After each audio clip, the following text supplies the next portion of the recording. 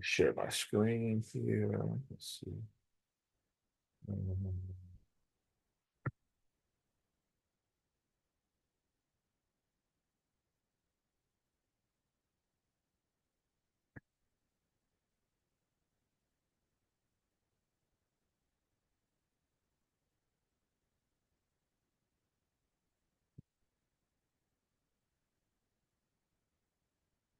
all right, here we go. Yeah. All right, we'll give you another minute or so. Please introduce yourselves in the comment section. Your name, where you are logging in from.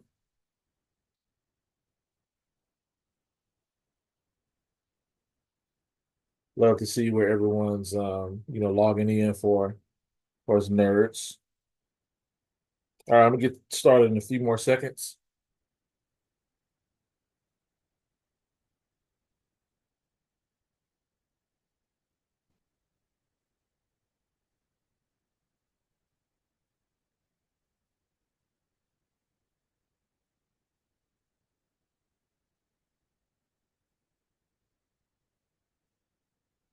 All right, good morning, everyone.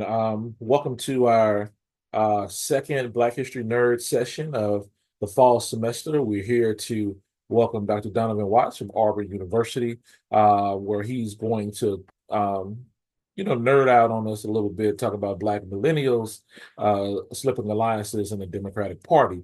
So, as always, as we are filtering in, I just have some, reminders for a lot of different people here. So for those who are not familiar with the Center for K-12 Black History and Racial Literacy Education, we are a research and professional development center dedicated to help pre-K to 12th grade teachers learn the most effective ways to teach Black history and race. And we do this through our research, professional development, our networking, our advocacy, as well as our consultancy that we do throughout the year. Um, just wanted to welcome everyone and our center, which is totally growing with Dr. Christina King, who is our assistant director, and all our graduate fellows. Donovan, Daphne, Abigail, Deanne, Montana, and now Russell, who's brand new to the center, who will really help us kind of explore our mission around teaching Black history education around here. Just a reminder, on November 9th, we have our last Black History Nerd session coming up for the fall, and this will be Dr. Natasha Levy from Howard University. This will be November 9th, 2024, and she will talk about the 60th anniversary of the 1964 Mississippi Freedom Summer Project. So make sure that you register for that event. It would definitely be, something that will be very joyful. Also, would like to remind everybody about our book clubs. I believe we're finishing We Refuse by Kelly Carly Jackson, and that's facilitated by D. Forbes. Today is going to be our last session for that, I do believe. Um, um, I think Dee's probably going to come a little bit later on, and we can ask her. But I believe today's our last session. But you're still welcome to join. Our next book club will start on October 26th. Pro-Blackness and Early Childhood Education, and that will be facilitated by Donovan James. Donovan, you have anything to say about the Pro-Blackness book club right now? No, y'all All should just right. come though. Hi. No, y'all should come though. Yes, yes, yes. Please come, particularly if you are, interested in early childhood education and how we can promote pro-blackness. Now, the time for the pro-blackness book club will change, and that will be 10 a.m. to 11 a.m., right? So make sure you have space to um, purchase the book or check the book out at your local library. And we'll put a link to where you can purchase the book. There's not expensive. Also, here on the call, we do have some people that are part of our first cohort of our Teaching Black History micro credential. If you're interested in joining our second cohort, which will begin next fall, you can contact myself or Abigail, and we will get you information, application information for you to begin to submit your materials for your second cohort. And a reminder, our big program, our Teaching Black History Conference, which will be July 25th through the 27th, 2025. Go ahead and put that on your schedule, people. Go ahead and put it on your schedule so you can come out to Buffalo and learn about all the effective strategies around teaching Black history and listen to our, keynotes talk about the notions of Black boy joy, Black girl magic, and also the history of Black childhoods, which I think will be an excellent, professional development for everyone here. As we are talking about the Democratic Party and Black people's voting behaviors, there's a few resources that I really enjoy. One is the Great Migration and the Democratic Party. We can put a link in the chat for that. Black Voters and the Realignment of American Politics in the 20th Century by Kenesha N. Grant. A real excellent book. About that. And then also Steadfast, a Democracy, how social forces shape political behaviors of, Black people as well, are two really good, resources that will kind of connect to what we are speaking about today. So, Dr. Donovan A. Watts is an assistant professor in the Department of Political Science at Auburn University. Dr. Watts' research interests includes American politics, Black politics, racial and ethnic politics, political behaviors, and political socialization. His book project examines how the racialization of American politics has uniquely shaped the political attitudes and policies preferences of Black millennials. I'm really excited about this. I really like talking about the politics of Black people and why we choose to vote the way we do. And there's a lot of misinformation, a lot of ignorance out there around the concepts of why Black people vote the way they do or don't vote the way they do. And I'm so happy to have Dr. Donovan Watts here. We can give him a hand as he, joins us on, as he is our featured nerd for this Saturday morning. Thank you, Dr. Watts. Perfect. Perfect. So thank you all just for just taking the time to come to today's presentation. Dr. King, I've said this already, but just thank you again for just inviting me out to be a guest speaker. And I'm really looking forward to just sharing with you all a portion of my book project. And I'll go ahead and share my screen. Let's do this. One moment. It's full screen. Okay, there we go. So yeah, like I mentioned, so really looking forward to sharing with you all just a portion of my book project today. So today's research, as Dr. King mentioned, is going to be entitled Black Millennials Slipping Alliances in the Democratic Party. Looking forward to the conversation that we're going to have today. Looking forward to all the questions that will possibly come up. And once again, just looking forward to this opportunity to be a featured guest today. So with that being said, we'll go ahead and get started with the presentation. So what I'm going to do actually is I'm going to take us back to the year 2008. During the 2008 presidential campaign, Barack Obama emphasized targeting young voters. And the group most influenced by Obama's mobilization efforts were Black millennials. Now, Black millennials were a catalyst in helping Obama gain his electoral victory. And for the first time in 2008, Black voting turnout matched white voting turnout, and Black millennials spearheaded this. Now, enthusiasm was at an all-time high, and it seemed that the Democratic Party had gained the support of a new group of voters. However, after the 2008 presidential election, we began to see a decrease in Black Democratic partisanship. Now, although support of Obama remained high, the lack of attention pursuing Black issues resulted in growing frustration amongst the Black electorate at large. And this took a noticeable dip in the 2016 presidential election, as support for Democratic presidential candidates was much lower among Black millennials as compared to Black non-millennials. And I conceptualize Black non-millennials as Black baby boomers and also Black Gen Xers, and I'll talk a little bit more about that very shortly. Now, as past research has demonstrated, the Black electorate is a loyal voting bloc. Now, much of this is due to the Democratic Party's willingness to support racial policy preferences in favor of Black interests. And one crucial reason that I've been able to identify is that Black non-millennials came to age experiencing prominent leaders connected to the Democratic Party, making substantive changes within their lives. Now, as a result of the tangible benefits received from the Democratic Party, in addition to the Republican Party's inability to present itself as a viable option, and Black non-millennials became known as a captured minority. Now, calling Black millennials a captured minority is not as simple. Despite the historic outcomes within the Democratic Party, the lack of tangible benefits received from the Democratic Party has led to growing frustration amongst Black millennials. And then when you couple this with the continued Republican Party's continued inability to present itself as a viable option, and Black millennials are at a political crossroads. Now, as a result of the growing frustration amongst Black millennials with the Democratic Party, this led me to wonder if whether or not there were in-group differences between Black millennials and Black non-millennials. And this is where I'll discuss my argument. So first, I argue that Black millennials will not be as loyal to the Democratic Party when compared to Black non-millennials.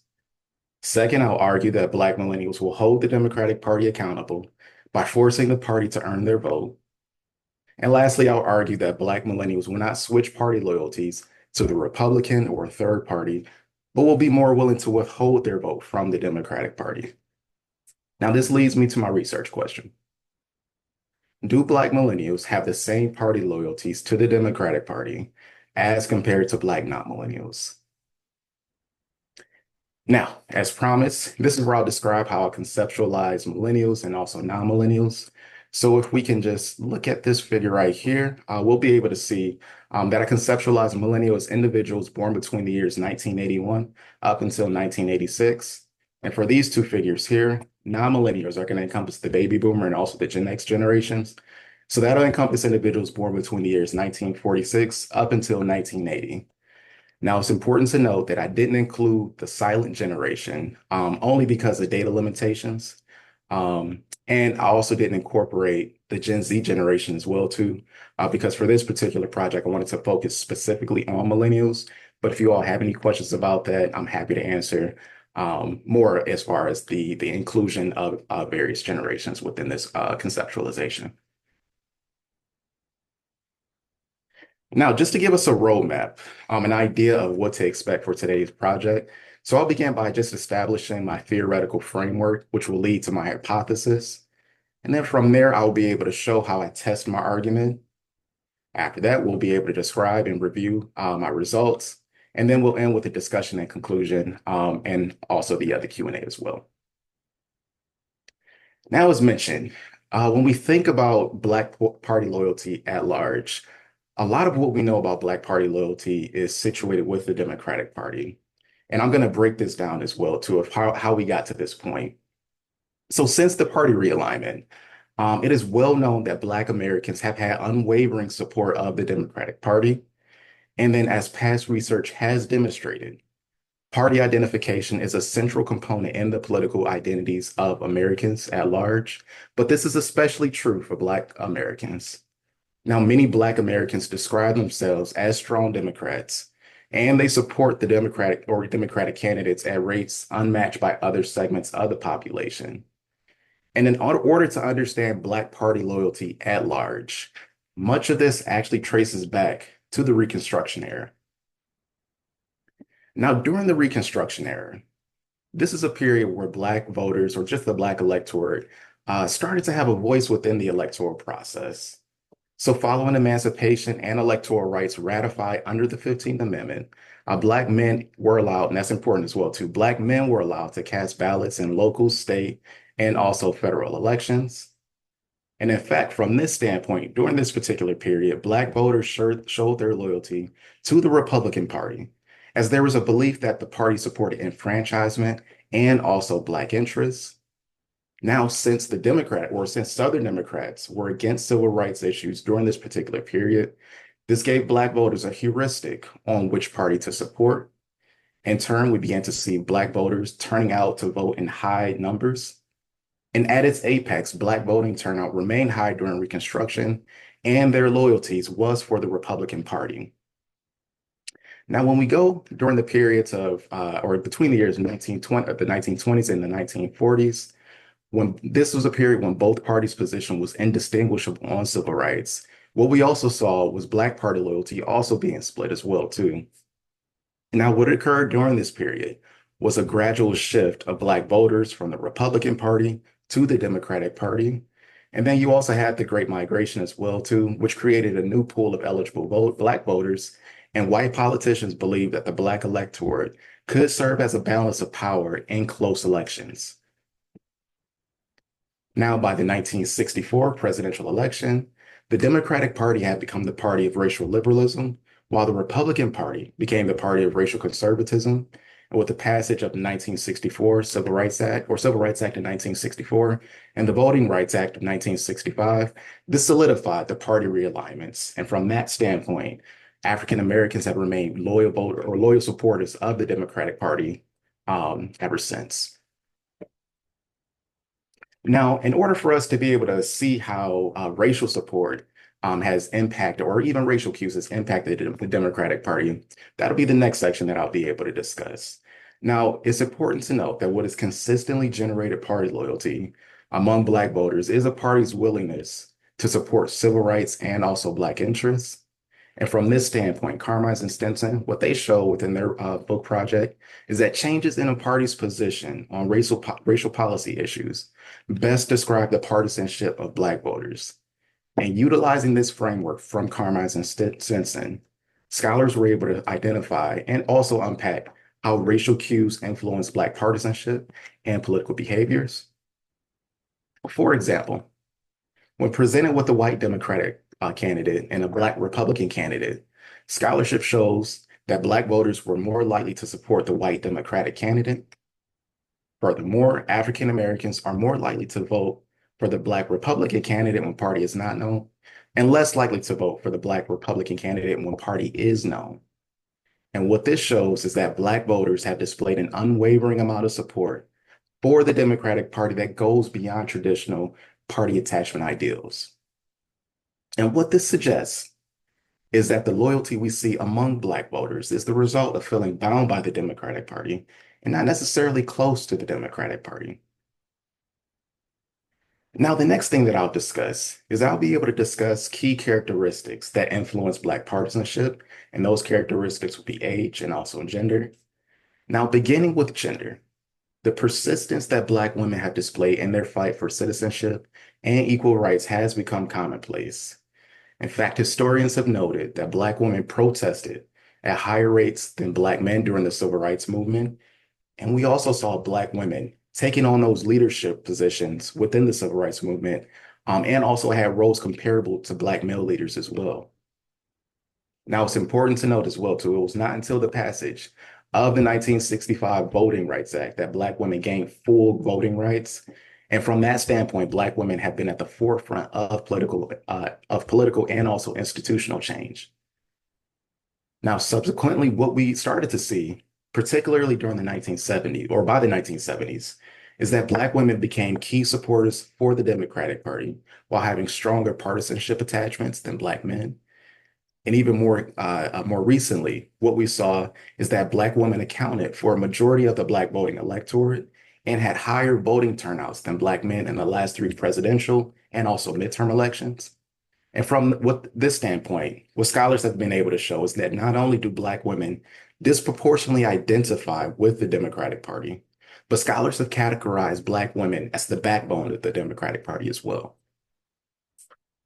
Now, shifting over to generational cohort or just age, writer shows that generational cohorts have this distinctive circumstances that are unique to said cohort's history.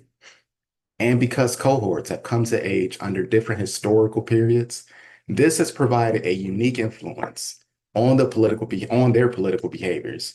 And knowing this helps us be able to establish the context needed to be able to understand these in-group differences that I'm looking to identify between Black millennials and also Black non-millennials. Now, for example, let's start off with discussing Black non-millennials. Now, Black non-millennials, as a reminder, the baby boomer generation, and also the Gen X generation, Black non-millennials came to age during the Civil Rights Movement and also the Black Power movement. And what this era spawned was a new and vibrant generation of young Black voters, as they were politically engaged and involved in many affairs that pushed civil rights. And what we also saw during these periods is that Black non-millennials developed distinctive political behaviors based on their experiences with segregation, racial discrimination, and also economic hardship. And knowing this, the Democratic Party was able to utilize these civil rights and racial cues to capture Black voters, which led to the concept of Black non-millennials become a captured minority. Now, for Black millennials are a part of the millennial generation, and scholars have called the millennial generation as the future of American politics.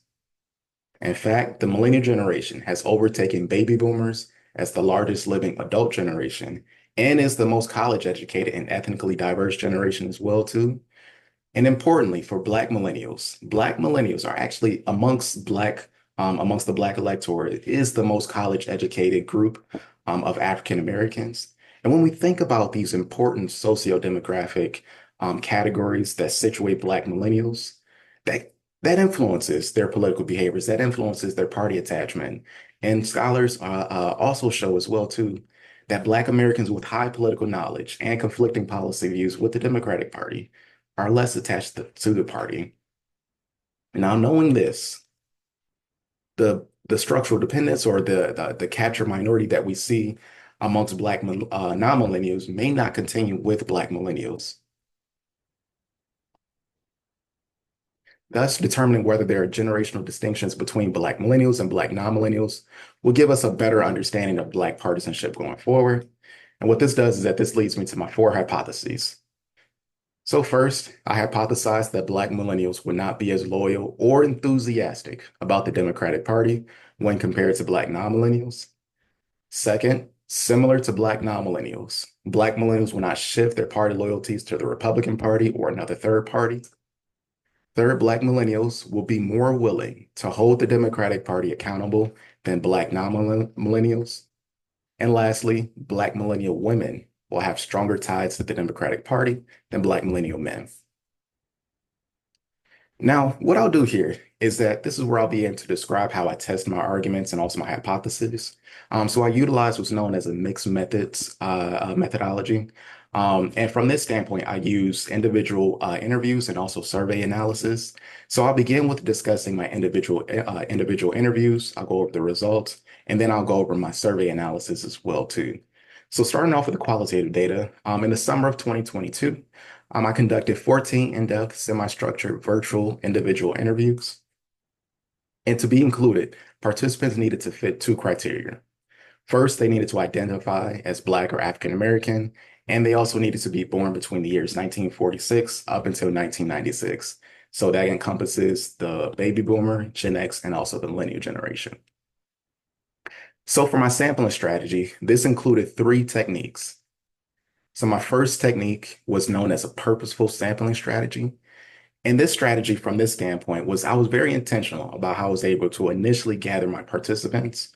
So I created a flyer and administered that flyer across my own personal social media networks, knowing that I would have a larger number of Black millennials and Black non-millennials across my social media platforms that were willing to be, or that will be willing to either participate in my study or sharing my flyer across their own social media networks to help me gain my initial participants. So after I was able to gain my first few interview participants, I concluded each interview with asking those participants to get me in touch with, or if they could put me in touch with individuals who fit the criteria for my study and who they thought would be a good fit. And from this standpoint, I was able to utilize my second method, which is known as a snowball method. So by utilizing the snowball method and also accessing individuals outside of my own personal network, this subsequently allowed me to utilize my third technique, which is known as a maximum variation sampling strategy. Now, for the questions that I asked participants, the first question that I asked participants It's the traditional party identification question that is used across social media or social science survey batteries. And what this question does is that this asks participants a very straightforward question, whether participants identify or think of themselves as a Republican, Independent, or a Democrat. And based on the party that the participants chose, they're then asked a follow-up question. So the second part of this question asks respondents whether they consider themselves a strong, not very strong, or lean, and then insert the given party. Now, the next question that I asked participants, they were asked if they felt that they belonged to one of the two major parties. And then I concluded with asking participants what it would take to have a stronger identification with the party that they chose. Now, for the sake of time, I'm only going to focus on the first question. So that's going to be the traditional party identification question, this question here. But if you have any other questions about the last two questions that I did have, happy to answer those during the Q&A as well. Now, after I completed all of my interviews, the next step was transcribing all interviews, and I imported the results into NVivo to conduct a thematic analysis. And it's important to note this as well, too. So for this iteration of my project, I only have one Black non-millennial, but I still include their response within my project to provide a conversation between millennials and non-millennials. And then from there, I created a code book to code the interviews based on key identifying topics within my questions. And then ultimately, my results stem from an in-depth reading of my interviews as I listen for themes from participant responses related to their partisanship behavior. Now, beginning with the first question, as a reminder, the first question asks participants whether they think of themselves as a Democrat, Republican, or an independent. And we're going to start with respondent two, who's a Black millennial male. And respondent two says, I know I need to answer your question directly, which I don't want to, but yeah, I would say Democrat. Now, respondent two, once again, is a Black millennial male. He's close with his dad, and I'm going to highlight very shortly why that's important. And he was influenced by the political conversation that he had with his dad. Now, moving on to respondent four, who is also a Black millennial male. Respondent four said, ideally, I would like to be independent. However, just because of how everything is being portrayed lately, I would say more of a Democrat. And what I was able to see is that respondent four paused before answering the question, and his response suggested that he wanted to remain partial even if it was not aligned with his own individual interests. Now for respondents 12 or respondents 11 and also respondents 12, these are going to be Black millennial women. And they were more decisive when I asked them which party they identify with. Respondent 11 said, okay, I would say Democrat for sure. Respondent 12 said, I'm Democrat. Now it's important to note that respondent 11 and also respondent 12, they're highly involved within their local communities and also state government. So I gathered that that also influenced their decisiveness when answering which party they identify. Now for the next respondent, we're going to go over respondent 5, who's a Black non-millennial male. And respondent 5 proudly identifies as a Democrat. Respondent 5 said, I would definitely consider myself a Democrat. Now, it's important to note that when I asked respondent 5 this question, once again, Black non-millennial male, he showed no hesitancy when he answered this question and even smiled with a sense of pride while providing his answer. Now, based on the first question, as a reminder, the first question asks participants whether they think of themselves as a Republican, Independent, or a Democrat. And in this case, each respondent identified as a Democrat. Now, the next question is going to be the follow-up question, is wondering whether each respondent considered themselves a strong, not very strong, or lean Democrat. So we'll continue with respondent 5, who's once again a Black non-millennial male.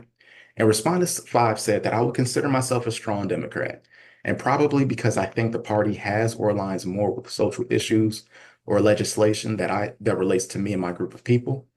Now, it's important to note that this response required more thinking on respondent 5's end, but he continued to display his sense of pride with the Democratic Party when answering this question. Now, for respondent 2 and respondent 4, they were a bit more on the fence. Once again, these are Black millennial males with respect to their Democratic Party identification string. So respondent 4 said that I would say more of a lean Democrat with a progressive ideology.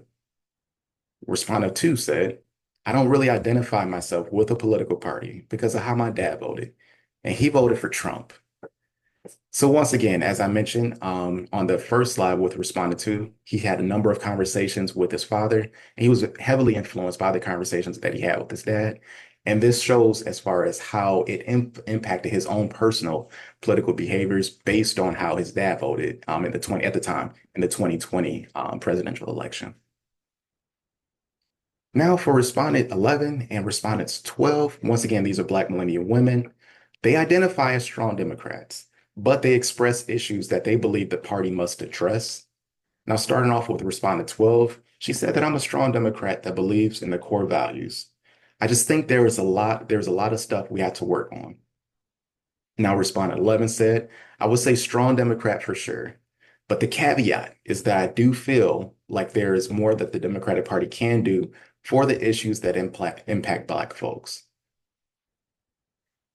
Now, just key takeaways and findings from my interview results. What I was able to identify is that both groups do identify with the Democratic Party, but I did uncover in-group variation amongst Black millennial men and also Black millennial women. So what I mean by that is that Black male millennials were less likely to identify as strong Democrats, while Black female millennials were more likely to identify as strong Democrats. Further, based on the responses that Black millennials provided, my results suggest that if the Democratic Party aligns with their positions and follows through, they will be more inclined to have a stronger identification with the Democratic Party.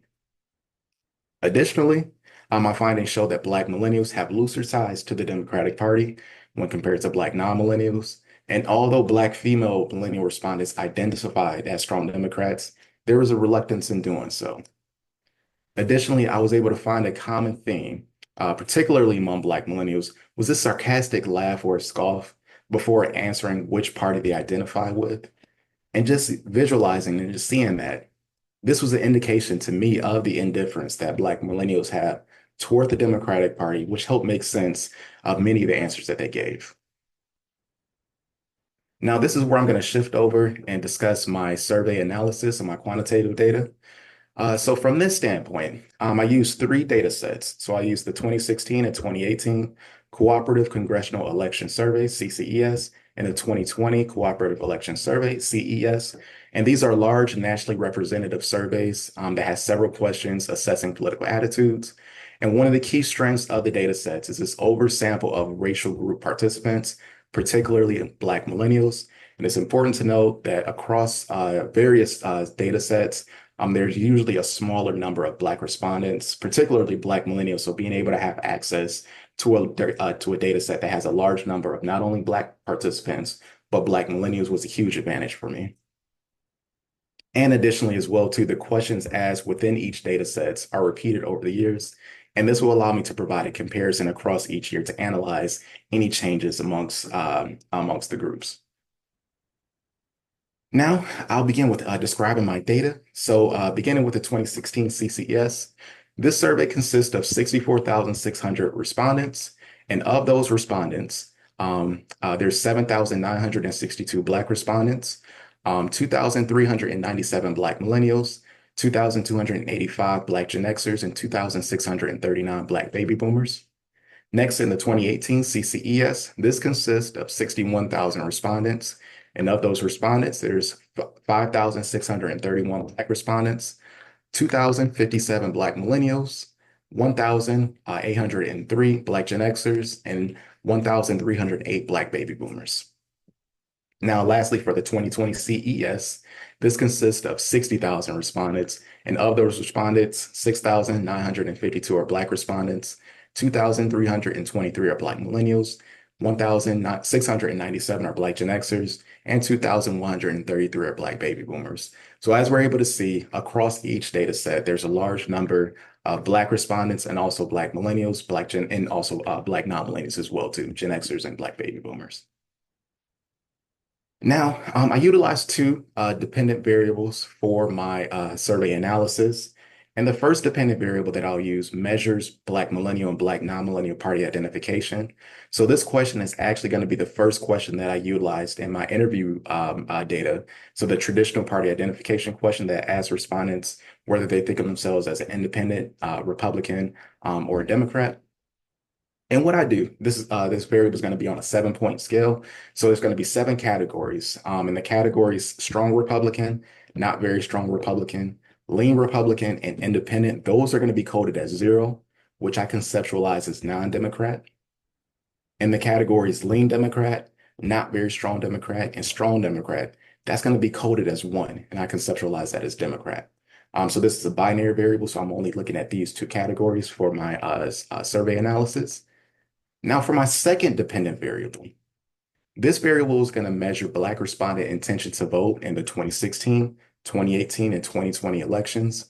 And from this standpoint, this will be able to allow me to understand whether or not Black respondents are withholding or are holding the Democratic Party accountable by possibly withholding their intentions to vote in the general and also midterm elections. So this question asks respondents, do you intend to vote in the general or midterm election?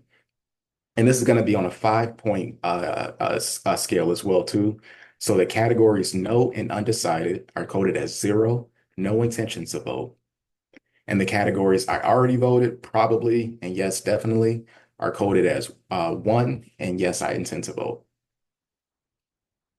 Now for my independent variables.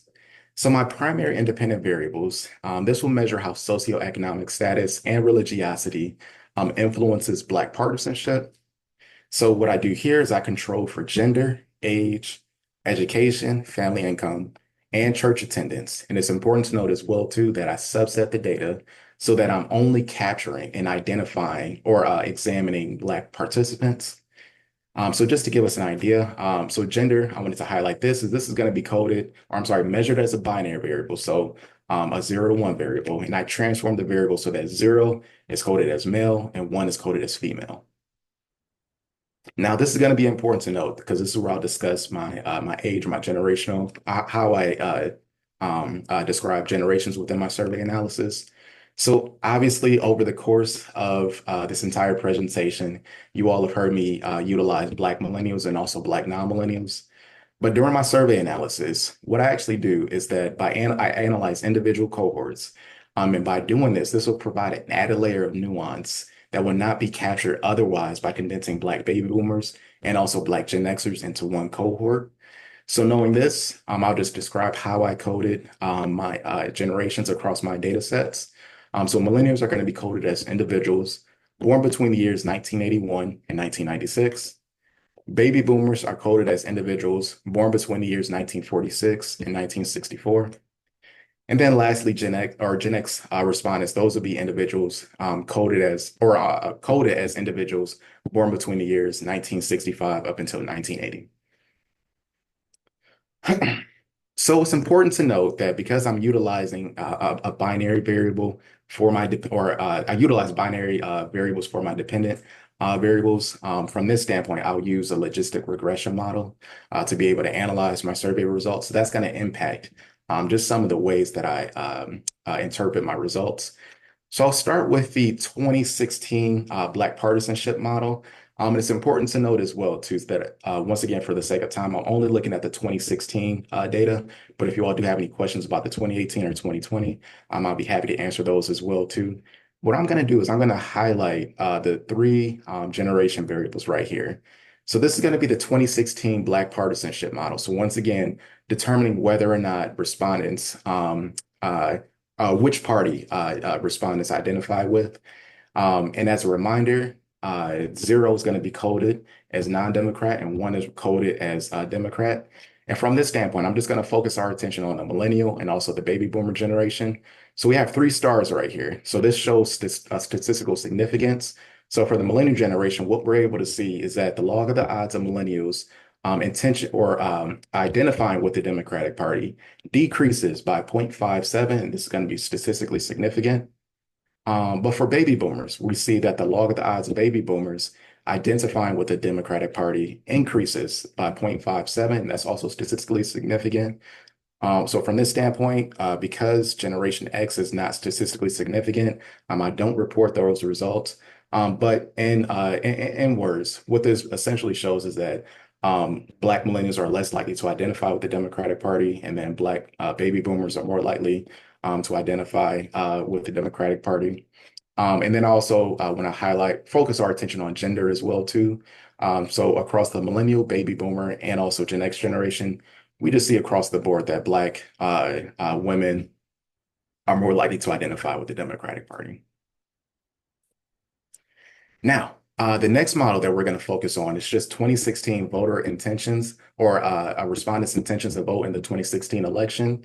So once again, I'm going to focus our attention on the millennial, on the three generation variables. So as a reminder, the millennial generation and also baby boomer, they have the 3 stars, so they're statistically significant. So what this shows is that the log of the odds of millennials' intention to vote in the 2016 election decreases by 0.77, and this is statistically significant. And then for baby boomers, this shows that the log of the odds of baby boomers' intention to vote in the 2016 election increases by 0.77. This is also statistically significant. Once again, because we don't have the 3 stars by the Generation X variable, I'm not going to report those results. But once again, what this shows is that essentially in the 2016 election, Black millennials were less likely or had less intentions to vote in the 2016 election, and Black baby boomers have more intentions or had more intentions to vote in the 2016 election. Now, transition to the discussion. And just one of the things that we've been able to highlight over the course of my presentation is one of the longest known political norms within the Black community is democratic partisanship. And what I'm able to find within my results is that we're seeing a break in the Black partisanship status quo amongst Black millennials. So from this standpoint, I'll just discuss my results from my interview data and also my survey data in words. So first, I find that when compared to Black non-millennials, Black millennials are not as loyal to the Democratic Party. This finding supports hypothesis 1. Additionally, although Black millennials are not identifying as strongly with the Democratic Party, there is no evidence that they are shifting party loyalties to the Republican or a third party, which confirms hypothesis 2.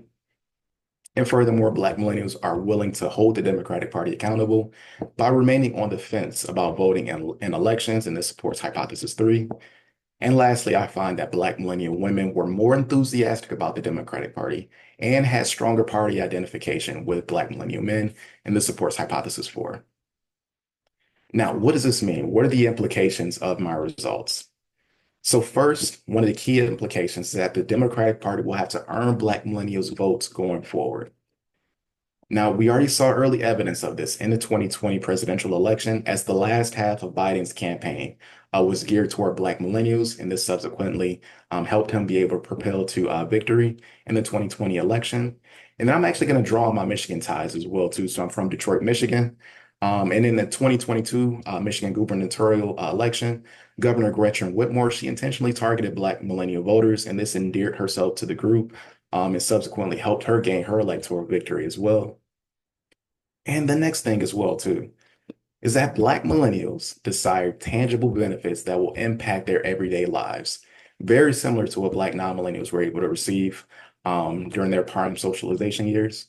And as Black millennials now represent the largest voting bloc within the Black community, there is continued uncertainty among Black millennials and their loyalties to the Democratic Party. So with that being said, I'm going to say thank you all just for taking the time once again to listen to my presentation. I'm looking forward to all the questions that you all have for me. Stop sharing the screen here. There we go.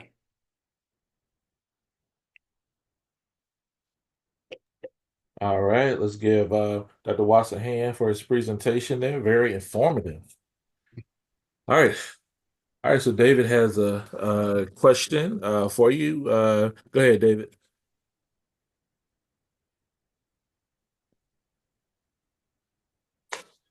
Thank you, Professor Watts. That was really interesting data from Michigan as well. It's Lanny in the house. There we go. One thing I was wondering, and I wonder if it just practically speaking comes down to like a sampling or an issue, but because you had talked a little bit about the gender differences Yep. Among Black voters. In Mhm. those large data sets you have, I was just wondering about non-binary Black voters. Are there much data to draw from to see? I don't know if you did any side analyses, but were there anything in those data sets that emerged, or did it just come down to like an end problem as far as being able to assess that?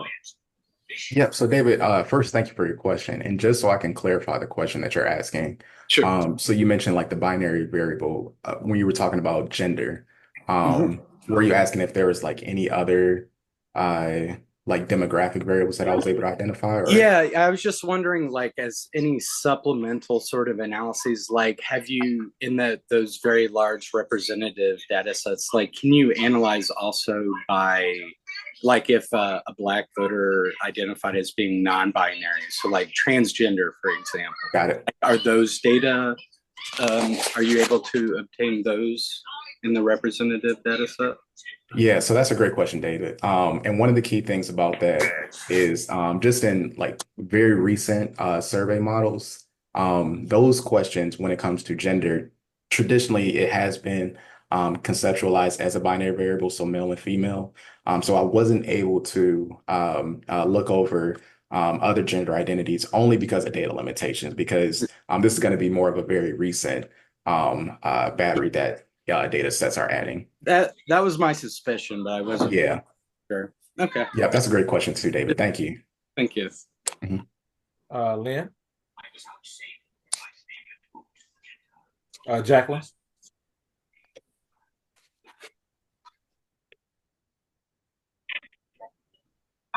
Hi, can you hear me?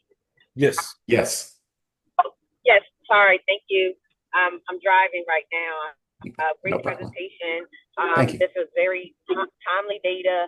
I know there's been a lot of controversy with the difference in how Black men are voting and coming out and kind of treating this election with Kamala Harris. President Obama made a statement that was controversial. And so this is very, very interesting, this whole dynamic.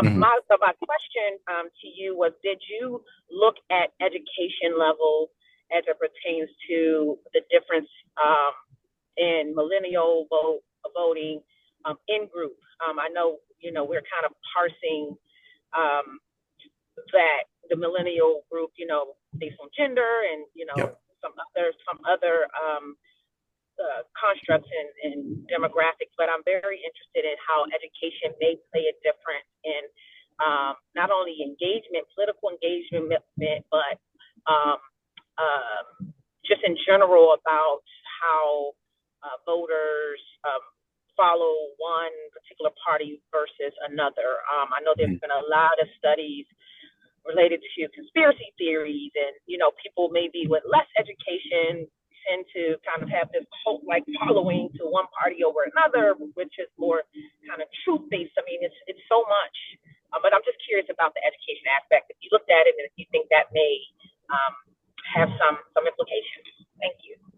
Yes, Lynn, thank you for your question. That's a great question too. So, to answer it, yes, I have looked at it, and I can answer that question directly. So, when it comes to education, one of the key things about Black millennials, so I mentioned this as well too. Black millennials are the most educated group amongst African Americans. So, what I've been able to find is that African or Black millennials who have a four-year education, so Black millennials who have a four-year education, they are going to be the group that's more likely to have looser ties with the Democratic Party. And specifically within the millennial generation amongst Black millennials. And this is going to be interesting, Dave, that I was able to unpack as well too. Black millennials who do not have a college education are going to be more likely to align with non-millennial voters, or I'm sorry, Black non-millennials. So that's going to be an interesting thing as well too amongst the Black millennial cohort is that generally what I've been able to find is that more college educated Black millennials are less likely to have like these strong ties to the Democratic Party in comparison with college or with Black millennials with less college education or no college education. They're going to be more likely to align and identify very closely to what we see with Black non-millennials. Very interesting. Based on that, you were able to kind of,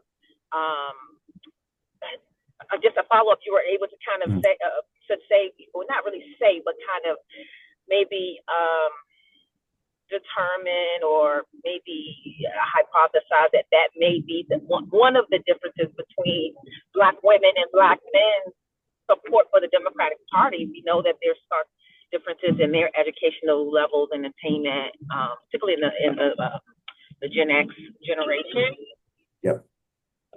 Yep. So from that standpoint, and I'll talk specifically about the millennial generation first. Amongst Black millennial women and Black millennial men, I'll say so education levels are very similar from that standpoint. So it's not a break with respect to Black male millennials having less like college education or Black female millennials having more. Very similar educational level attainments amongst both Black male millennials and also Black female millennials. The interesting thing from that standpoint, though, is that what I've been able to find amongst Black female millennials is that Black female millennials are going to be more likely to mobilize voters, work on electoral campaigns, vote. So they're more likely to politically participate versus Black male millennials. There's more of an indifference from that standpoint. We do, like I was able to find that Black males, Black male millennials still vote. That's one key thing. But they're more likely to, or they're less likely to kind of like take the next step by volunteering on campaigns, canvassing, mobilize voters, things of that nature. And Black, and their engagement, the engagement level. Exactly. Wow. Okay. Thank you so much. No problem. Thanks again, Lynn. Tracy. Hi, thank you. Thank you for this presentation. It's really helpful to have real data. Thank you. My question is, if I'm following the data correctly, yes, how are our millennial women, through their leadership, through movements like Black Lives Matters, reproductive rights, and climate action, how are they able to influence the non-millennials to engage just in political activism beyond the party lines? Or does it even matter? And then I hope you're sharing all this data with Harris. Yeah. Yeah. So I'll say this, Tracy, thank you for your question as well, too. And that's a great question. So from that standpoint, as far as Black female millennials influencing, are you speaking of just non-millennials at large or Black non-millennial women? Is that what? Well, if I follow the data, it's the millennium women that get involved with these movements. How do we bring the younger generation into this movement? Yeah. So just from that standpoint, what I've been able to see, as far as the mobilization efforts amongst Black millennial women is that one of the key things is that whenever you do have candidates working to mobilize, and I'll talk kind of like look at it from an at-large standpoint. Whenever we do see candidates working to mobilize Black millennial voters at large, Black millennial women, they're the group that kind of like takes on to it a little bit more. So from that standpoint, that benefits or that helps mobilize Black millennial women. And I hope I'm saying like answering your question correctly as well too. But for the influence, as far as Black millennial women influencing Black non-millennial women, I think that was like what your question was getting to. From that standpoint, instead of seeing Black millennial women influencing Black non-millennials. So once again, Black non-millennials are going to be baby boomers and also Gen Xers. I'm actually seeing a consistency across within Black millennials across Black non-millennial women. So what we saw with Black millennial baby boomers and also Black Gen X women is very similar to what we're seeing for Black millennial women as well too. So it's instead of like an influence, it's more of a consistency and kind of like keeping the status quo from that standpoint. Thank you. Thank you for that. Thank you, Tracy. Any other questions? I have tons of questions, so but I just want to. I'm concerned because Black women have always been the driving force in the voting of Black people. And millenniums, well, listen, I'm in the old age group, 48. But I know even from way back then, Black women have been the influence and the driving force behind our people in voting. Not only pushing people out, supporting them, mobilizing, whatever. But even now with the millenniums, unfortunately, the younger group, they seem to think they have a monopoly on this. And sometimes the younger voting bloc forget the input of the older voting bloc for them to be able to be where they are, if I'm making sense. Okay? We have to continue to bring that group forward because they have organized and they have laid the groundwork.